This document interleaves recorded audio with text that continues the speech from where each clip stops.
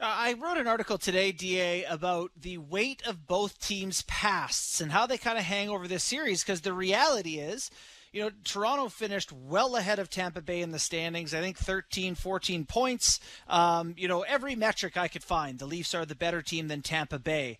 How much do you think that mental stuff, though? Tampa Bay's done it. They've won it. The Leafs have been, perennial disappointers. How much does that stuff weigh on the current rosters as they head into the series?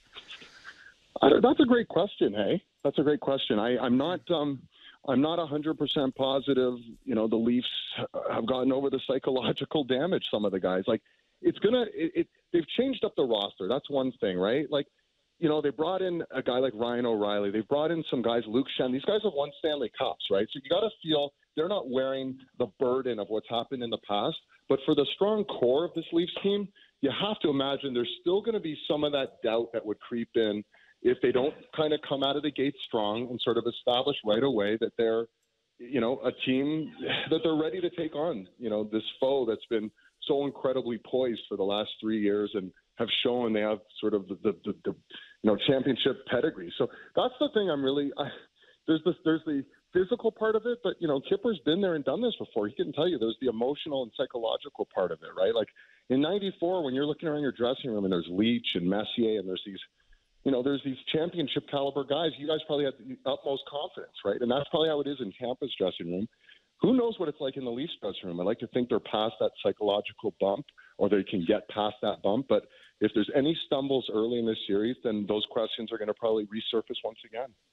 The one thing about 94 is, when there was adversity, we had guys that have done it before with Messier, Kevin Lowe, Craig McTavish, for goodness sakes. All of these guys were so instrumental in calming us down when it needed to happen.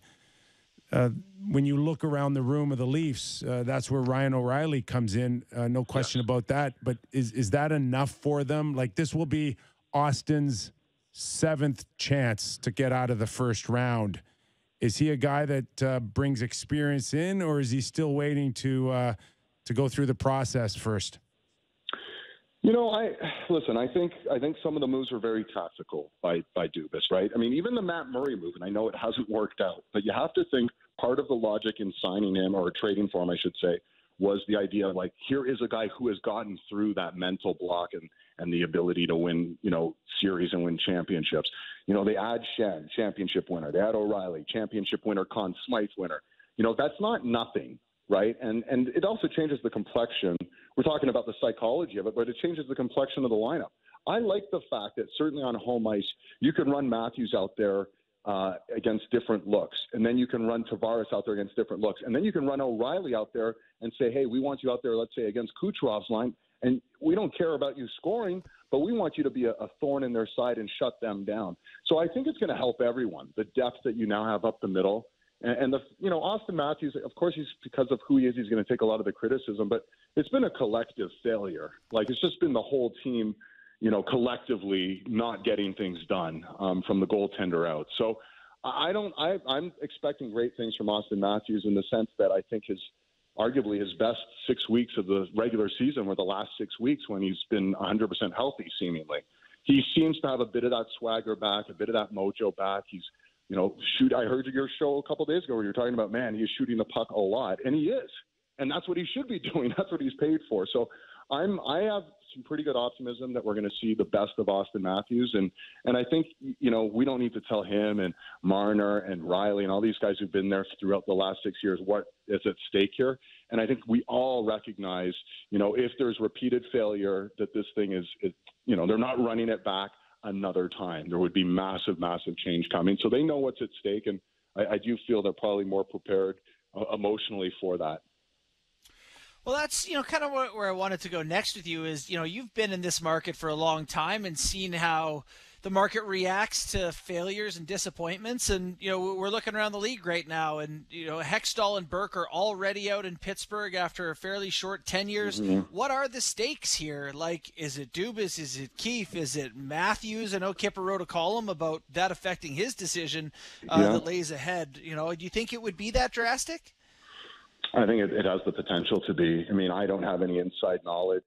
Guys like Elliot and Nick know a lot more than I do about the workings of MLSE and the Maple Leafs. But, it goes without saying, this is a results-oriented business. And they want to avoid the most dubious history you could have. I mean, they would become the first team ever in the history, 100-year history of the NHL. They'd be the first team ever to lose in the first round in 7 successive seasons. Like, that's not something you want to hang on your head. And, Kyle Dubas, we all know, it's well documented, it's the end of his contract reign, and that would be sort of the first decision that would have to be made.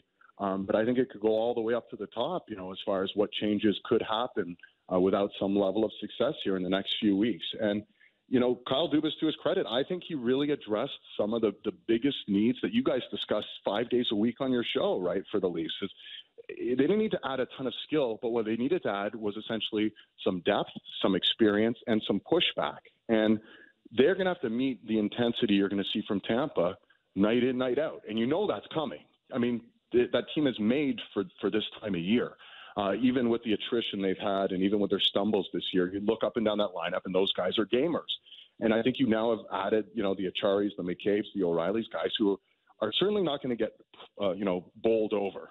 Leafs might lose because that happens. But I don't think they're going to get bullied. I don't think they're going to get intimidated. I don't think they're going to get pushed over the way we've seen in previous years where it's been, hasn't been pretty when the moments, the greatest, the other team seems to have come out on top and has had sort of that more, the greater ability to rise to the occasion. So how big could the changes be? I mean, I think they could be colossal. They're certainly not just going to say, okay, let's try this one more time.